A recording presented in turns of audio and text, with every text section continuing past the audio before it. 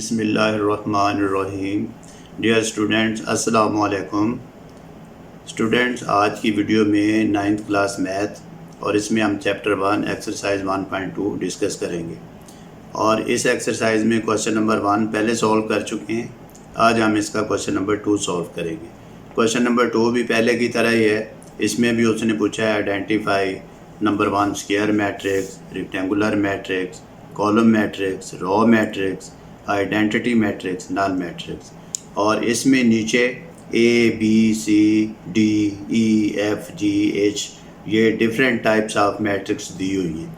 तो इसको हमने जो नीचे मैट्रिक्स दी हुई हैं इसको देखते हुए हमने बताना है कि इसमें स्क्वायर मैट्रिक्स कौन सी है, रेक्टेंगुलर कौन सी है, कॉलम, रो, आइडेंटिटी, नल मैट्रिक्स कौन सी है। स्टूडेंट, आप जानते हैं पिछले क्वेश्चन नंबर 1 में हम डिस्कस कर चुके हैं कॉलम मैट्रिक्स को और रो मैट्रिक्स को और नल मैट्रिक्स को और आइडेंटिटी मैट्रिक्स। आइडेंटिटी मैट्रिक्स की जगह उसने यूनिट मैट्रिक्स पूछा हुआ था। तो स्टूडेंट, यूनिट मैट्रिक्स और आइडेंटिटी मैट्रिक्स सेम होती हैं। तो इसी तरह अब जो इसमें दो नई ऐड हुई हैं वो स्क्वायर मैट्रिक्स है और रेक्टेंगुलर मैट्रिक्स है। फिर भी मैं इसको जब सॉल्व करेंगे तो थोड़ा सा आइडिया बता दूंगा, लेकिन सबसे जानना पहले ज़रूरी है स्क्वायर मैट्रिक्स को और रेक्टेंगुलर मैट्रिक्स। स्टूडेंट, आप देखते हैं स्क्वायर मैट्रिक्स, तो थोड़ा सा रिव्यू कर देता हूँ स्क्वायर मैट्रिक्स को। स्क्वायर मैट्रिक्स का क्या स्टूडेंट कुछ याद आ रहा है? आपने क्या सीखा था? इसका था कि number of rows equal to number of column. इसका मतलब ये था कि अगर इसमें किसी भी मैट्रिक्स में नंबर ऑफ रोज 2 हैं और नंबर ऑफ कॉलम भी 2 हैं तो उसको हम कह सकते हैं स्क्वायर मैट्रिक्स। अब क्या था, हमने एक ऑर्डर ऑफ मैट्रिक्स सीखा था। हमने क्या पढ़ा था? Order of matrix. उसमें ये था कि अगर सेम ऑर्डर की कोई मैट्रिक्स आपको दी हो, सेम ऑर्डर की, तो उसको हम स्क्वायर मैट्रिक्स कहते हैं। कैसे? जैसे नंबर ऑफ रोज 2/2, यानी कि 2/2 का मतलब नंबर ऑफ रोज भी 2 हैं, नंबर ऑफ कॉलम भी 2 हैं। तो number of rows equal to number of column, उसको हम स्क्वायर मैट्रिक्स कहते हैं।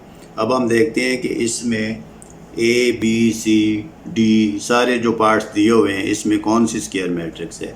ए मैट्रिक्स में देखते हैं, इसमें नंबर ऑफ रोज, अब मैं नीचे लिख लेता हूँ, वैसे बताता हूँ फिर डिफाइन कर देता हूँ। इसमें 1 2 3 नंबर ऑफ रोज हैं, नंबर ऑफ कॉलम भी सेम है। बी में भी number of rose, number of column same है। सी में नंबर ऑफ रोज 2 हैं, कॉलम 3 है। इसमें ये भी वेरीफाई नहीं कर रहा। ई में नंबर ऑफ रोज 2 हैं, नंबर ऑफ कॉलम भी 2 हैं। एफ में नंबर ऑफ रोज 2 हैं, नंबर ऑफ कॉलम भी 2 हैं। इसमें नंबर ऑफ रोज 3 हैं, नंबर ऑफ कॉलम 2 हैं, ये वेरीफाई नहीं कर रही और एच भी नहीं कर रही। अब हम देखते हैं मैट्रिक्स ए, जो स्क्वायर मैट्रिक्स हैं उसके नाम लिख लेते हैं।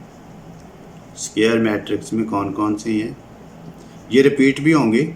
स्क्वायर मैट्रिक्स में हमारे पास ए जो नज़र आ रही है आपको, ए में देखें number of rose 1 2 3 and number of column 3। तो ये हमारे पास ए मैट्रिक्स है, जो स्क्वायर मैट्रिक्स है। बी भी स्क्वायर मैट्रिक्स है।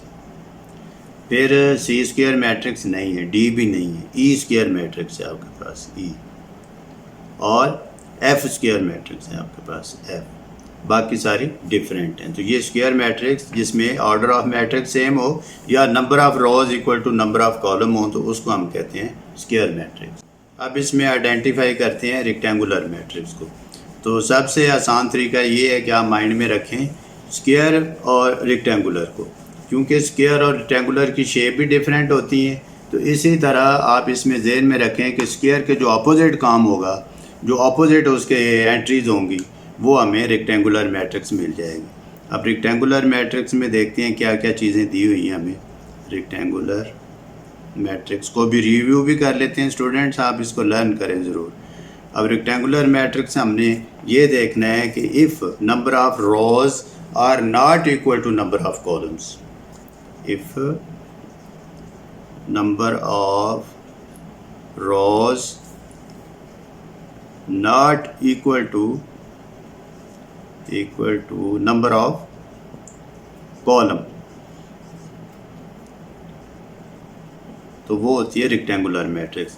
या सेम ऑर्डर की ना हो, यानी में ऑर्डर ऑफ मैट्रिक्स डिफरेंट हो, अब सेम ऑर्डर की कैसे ना हो, अगर हमारे पास कोई, जैसे हम ऑर्डर ऑफ मैट्रिक्स में लिखते हैं, नंबर ऑफ रोज़ हमारे पास 2 हैं, 2/3, तो इसको आप ऐसे भी लिख सकते हैं 2/3, तो ये हमारे पास रेक्टेंगुलर मैट्रिक्स है। अगर है हमारे पास 3/2 तो ये भी रेक्टेंगुलर मैट्रिक्स है।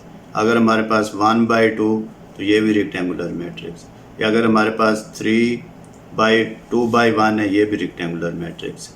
नंबर ऑफ रोज़ यानी कि नंबर ऑफ रोज़ आप इसको ऐसा भी लिख सकते हैं, not equal to number of column, यानी डिफरेंट ऑर्डर ऑफ मैट्रिक्स हो तो उसको हम रेक्टेंगुलर मैट्रिक्स कहते हैं, नंबर ऑफ कॉलम। अब ये हमारे पास था रेक्टेंगुलर मैट्रिक्स की डेफिनेशन। अब हम देखते हैं कि रेक्टेंगुलर मैट्रिक्स है कौन कौन से। ए में देखा, ए में हमारे पास ये था स्क्वायर मैट्रिक्स। जो स्क्वायर मैट्रिक्स हो वो तो रेक्टेंगुलर हो ही नहीं सकती। ए, बी और हमने ये देखा ई और एफ, 4 पार्ट तो इसमें निकल गए। ए हमने निकाले स्क्वायर में, उसको आप टिक कर लेंगे। स्क्वायर मैट्रिक्स में कौन कौन से पार्ट थे आपके पास, हमने लिखा था ए, बी, ई और एंड एफ पार्ट। अब ये देखें, ये तो रेक्टेंगुलर हो नहीं सकते। फिर हम देखते हैं सी। सी में नंबर ऑफ रोज़ 2 हैं, नंबर ऑफ कॉलम 3 है। अब हम देखते हैं रेक्टेंगुलर मैट्रिक्स में। फिर डी में नंबर ऑफ रोज़ 3 है, नंबर ऑफ कॉलम 1 है। और फिर हम जी में देखते हैं नंबर ऑफ रोज़ 3 है, नंबर ऑफ कॉलम 2 है। एच में देखते हैं नंबर ऑफ रोज़ 1 है, नंबर ऑफ कॉलम 3 है। तो इसमें रेक्टेंगुलर मैट्रिक्स का क्या आंसर आया, रेक्टेंगुलर मैट्रिक्स का हमारे पास आंसर आ जाएगा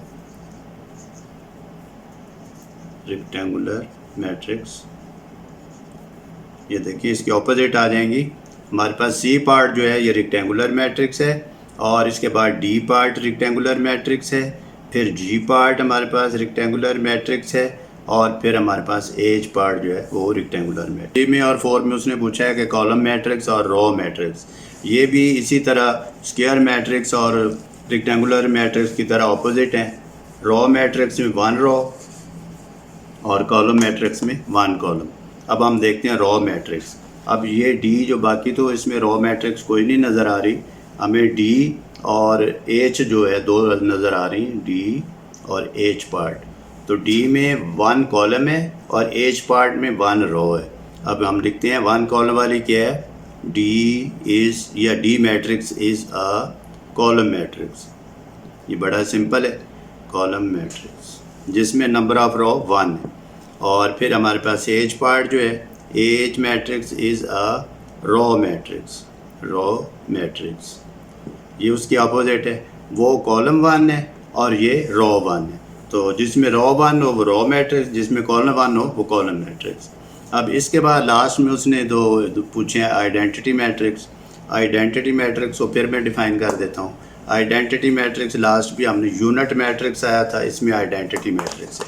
आइडेंटिटी मैट्रिक्स जो होती है हमारे पास, जिसमें डायगोनल वैल्यू, आइडेंटिटी मैट्रिक्स में डायगोनल वैल्यू जो होती है, डायगोनल हमेशा याद रखना है, अपर लेफ़्ट और लोअर राइट, ये जो तरतीब है ये डायगोनल को शो करती है। आइडेंटिटी मैट्रिक्स इसमें या यूनिट मैट्रिक्स, दोनों सेम यूनिट मैट्रिक्स। अब इसमें ये हमने देखा था कि अगर डायगोनल वैल्यू जो है, डायगोनल वैल्यू जो है, एंट्री जो है हमारे पास, वो डायगोनल एंट्री, जैसे ये देखा 1 0 0 1, तो ये हमारे पास डायगोनल एंट्रीज। अब डायगोनल एंट्री 1 हो 1 और नॉन डायगोनल 0, नॉन डायगोनल कौन सी हो गई, डायगोनल ये 0 0, ये 0। तो डायगोनल आप ऐसे देखेंगे, अपर लेफ्ट लोअर राइट, ये देखिए अपर लेफ्ट लोअर राइट, ये बात आपने याद रखनी है। अगर ये भूल गई तो फिर आप भूल जाएंगे, फिर बहुत सारी मैट्रिक्स आप भूल जाएंगे, जिसमें स्केलर भी है, डायगोनल भी है और बहुत सारी आ जाएंगी। तो ये आपने हमेशा याद रखना है। अब नॉन डायगोनल में एंट्री 0 है। अब देखते हैं कौन कौन से हमारे पास, डी, इसमें आइडेंटिटी मैट्रिक्स देखते हैं कोई है, ई जो हमारे पास है आइडेंटिटी मैट्रिक्स। अब स्टूडेंट हमने जैसे इसकी डेफिनेशन देखी है, तो ई मैट्रिक्स जो नज़र आ रही है, ई मैट्रिक्स हमारे पास है, E matrix is a identity matrix